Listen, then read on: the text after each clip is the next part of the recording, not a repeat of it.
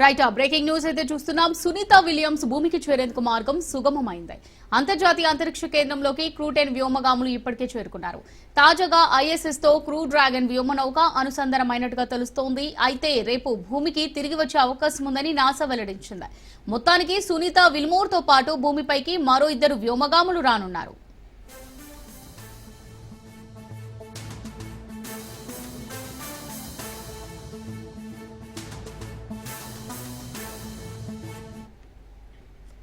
దాదాపు 9 నెలల పాటు అంతరిక్షంలో చిక్కుకుపోయిన భారత సంతతికి చెందిన సునీత విలియమ్స్ మరో వ్యోమగామి బుచ్ విల్మోర్ ఎట్టకేలకు భూమిని చేరుకోనున్నారు.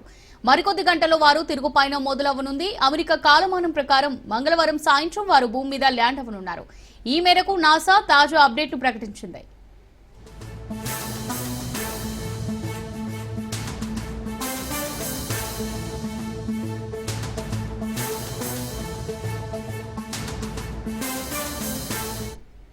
సునీత విలియమ్స్ భూమిని చేరేందుకు మార్గం సుగమమైంది. అంతర్జాతీయ అంతరిక్ష కేంద్రంలోకి క్రూ-10 వ్యోమగాములు ఇప్పటికే చేరుకున్నారు. తాజాగా ఐఎస్ఎస్ తో క్రూ డ్రాగన్ వ్యోమనౌక అనుసంధానమైనట్టుగా తెలుస్తోంది. అయితే రేపు భూమికి తిరిగి వచ్చే అవకాశం ఉందని నాసా వెల్లడించింది. మొత్తానికి సునీత విల్మోర్ తో పాటు భూమిపైకి మరో 2 వ్యోమగాములు రానున్నారు.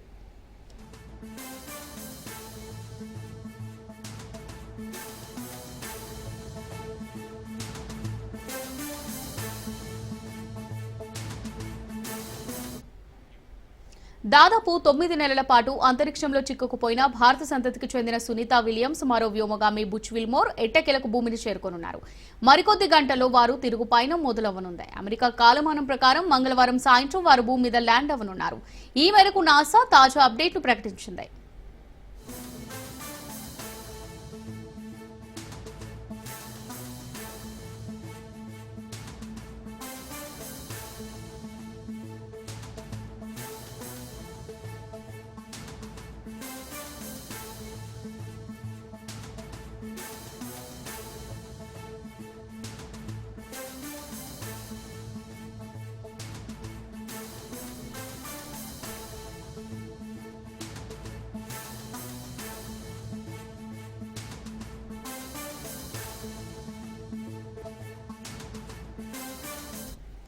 సునీత విలియమ్స్ భూమికి చేరేందుకు మార్గం సుగమమైంది. అంతర్జాతీయ అంతరిక్ష కేంద్రంలోకి క్రూ-10 వ్యోమగాములు ఇప్పటికే చేరుకున్నారు. తాజాగా ఐఎస్ఎస్ తో క్రూ డ్రాగన్ వ్యోమనౌక అనుసంధానమైనట్టు తెలుస్తోంది. అయితే రేపు భూమికి తిరిగి వచ్చే అవకాశం ఉందని నాసా వెల్లడించింది. మొత్తానికి సునీత విల్మోర్ తో పాటు భూమిపైకి మరో 2 వ్యోమగాములు రానున్నారు.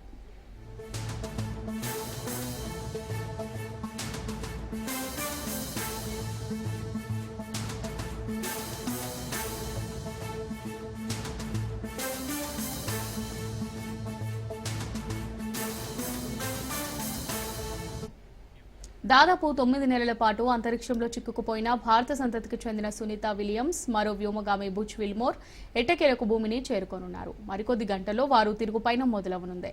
అమెరికా కాలమానం ప్రకారం మంగళవారం సాయంత్రం వారు భూమి మీద ల్యాండ్ అవనున్నారు. ఈ మేరకు నాసా తాజా అప్డేట్ను ప్రకటించింది.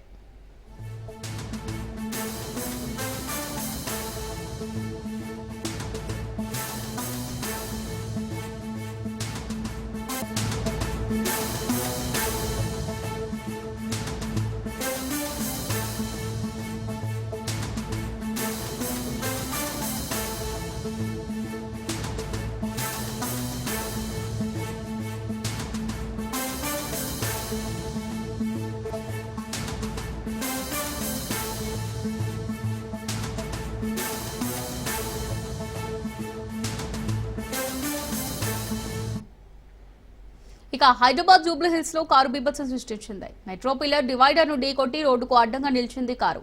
ప్రమాదంలో కారు వెనుక టైరు ఊడింది. కారు డ్రైవర్ కు తీవ్ర గాయాలు కాగా చికిత్స నిమిత్తం ఆసుపత్రికి తరలించారు.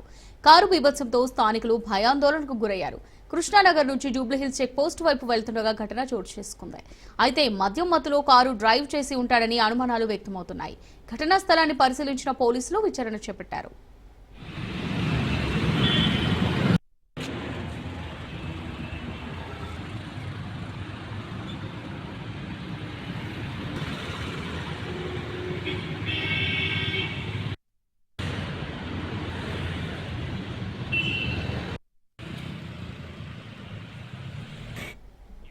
హైదరాబాద్ జూబ్లీహిల్స్ లో కారు బీభత్సం సృష్టించింది. మెట్రో పిల్లర్ డివైడర్ ను ఢీకొట్టి రోడ్డుకు అడ్డంగా నిలిచింది. ప్రమాదంలో కారు వెనుక టైరు ఊడింది. కారు డ్రైవర్ కు తీవ్ర గాయాలు కాగా చికిత్స నిమిత్తం ఆసుపత్రికి తరలించారు. కారు బీభత్సంతో స్థానికులు భయాందోళనకు గురయ్యారు. కృష్ణానగర్ నుంచి జూబ్లీహిల్స్ చెక్ పోస్ట్ వైపు వెళ్తుండగా ఈ ఘటన చోటు చేసుకుంది. అయితే మద్యం మత్తులో కారు డ్రైవ్ చేసి ఉంటాడని అనుమానాలు వ్యక్తమవుతున్నాయి. ఘటనా స్థలాన్ని పరిశీలించిన పోలీసులు విచారణ చేపట్టారు.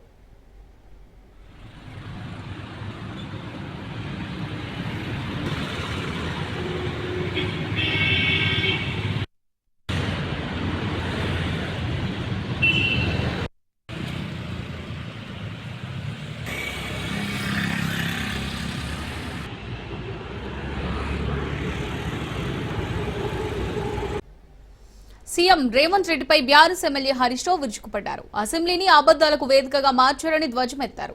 రేవంత్ రెడ్డి అబద్దాలకు బ్రాండ్ అంబాసిడర్ అన్నారు. తిట్ల పోటీలు పెడితే రేవంత్ రెడ్డికి ఫస్ట్ ప్రైజ్ వస్తుందన్నారు. సీఎం రేవంత్ బట్టకాల్చి మీద వేస్తున్నారని, వ్యక్తిత్వ హననానికి పాల్పడుతున్నారని ఆగ్రహం వ్యక్తం చేశారు.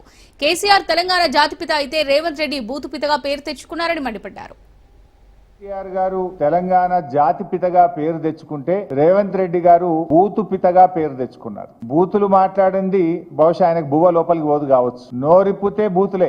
మేము డేటాను నమ్ముకుంటే ఆయన డర్టీని నమ్ముకున్నారు. మేము ఎప్పుడు మాట్లాడినా ఆధారాలతో మాట్లాడతాం, సాక్ష్యాలతో మాట్లాడతాం. కానీ బట్టగాల్చి మీదేసే రకం రేవంత్ రెడ్డి. ఇవాళ కేసీఆర్ గారు 14 ఏళ్లు పోరాడి తానే కాదు రానే రాదన్న తెలంగాణను తావు నోట్లో తలబెట్టి తెలంగాణ తెచ్చిన జాతిపిత కేసీఆర్. 10 ఏళ్లు ఈ రాష్ట్రాన్ని అద్భుతంగా పాలించి దేశానికి దిక్సూచిగా నిలిపిన నాయకుడు కేసీఆర్. కొత్త రాష్ట్రానికి ఒక దశ దిశ నిలిపిన నాయకుడు కేసీఆర్. ఆయన పట్టుకొని నువ్వు మార్చురీకి పంపాలని మాట్లాడతావా?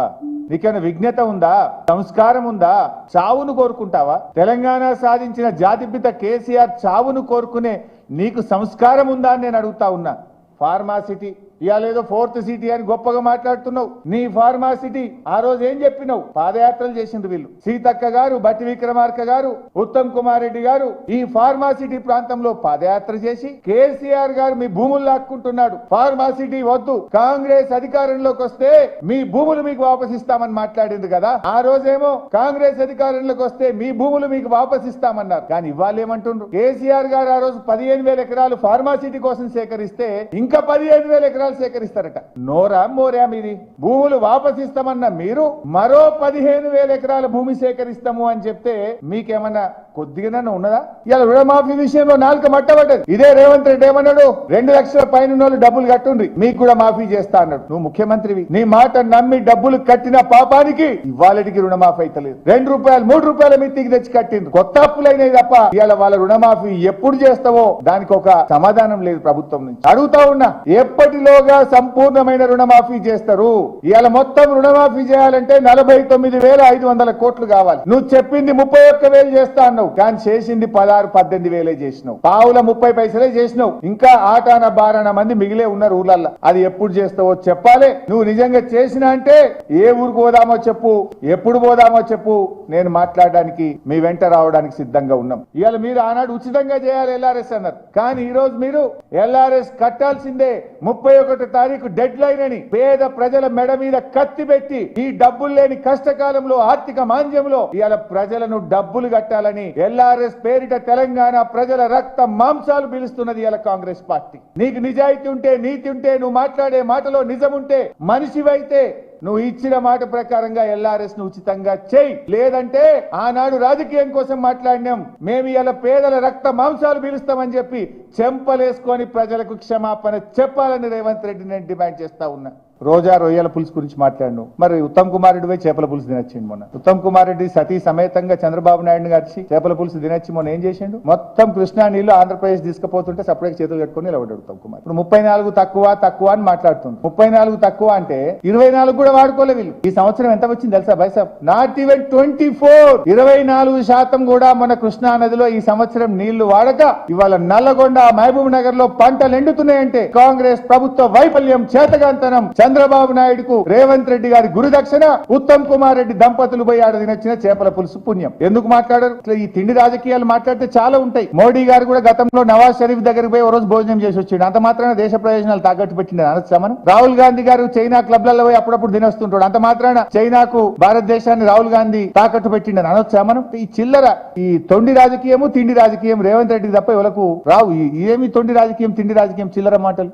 కాల్వకుర్తి, నెట్టంపాడు, భీమా, కోయిల్ సాగర్ ప్రాజెక్టులకు 4,000 కోట్ల రూపాయలు ఖర్చు పెట్టి ప్రాజెక్టు పంప్ హౌస్ల దగ్గర నిద్రపోయి రాత్రింబవళ్లు పనిచేసి 10 లక్షల ఎకరాలకు పాలమూరుకు నీళ్లు ఇచ్చింది కేసీఆర్ బీఆర్ఎస్ ప్రభుత్వం. దీని మీద ఛాలెంజ్ చేస్తున్నా, ఎవరు వస్తారో రమ్మని. 10 లక్షల ఎకరాలకు పాలమూరులో నీళ్లు వారిచ్చింది బీఆర్ఎస్ కాదా? సిగ్గు లేకుండా మాట్లాడుతున్నారు. వలసలు వాపస్ తెచ్చింది బీఆర్ఎస్. బొంబాయి బస్సులు ఎక్కకుండా చేసింది బీఆర్ఎస్. పాలమూరు పచ్చబడేలా చేసింది బీఆర్ఎస్. కాల్వకుర్తి పంప్ హౌస్ దగ్గర మంత్రులుగా ఉన్న నేల మీద పండుకున్న మంచం కూడా లేదు. కటిక నేల మీద జంకాన్ వేసుకొని పండుకొని పనిచేయించిన ప్రాజెక్టుల దగ్గర నేను పండుకున్న, నాతో పాటు ఆనాటి మంత్రి లక్ష్మారెడ్డి గారు, planning board vice chairman Niranjan Reddy గారు, నేడు కాంగ్రెస్ లో మంత్రిగా ఉన్న జూపల్లి కృష్ణారావు కూడా నా పక్కకు నేల మీద పండుకున్నాడు. ఆ రోజు జొన్నల బోగుడ పంప్ హౌస్ లో గాని, ఆవంచ వాగు దగ్గర గాని రాత్రులు పండుకొని పెండింగ్ ప్రాజెక్టులను రన్నింగ్ ప్రాజెక్టులుగా మార్చినాం.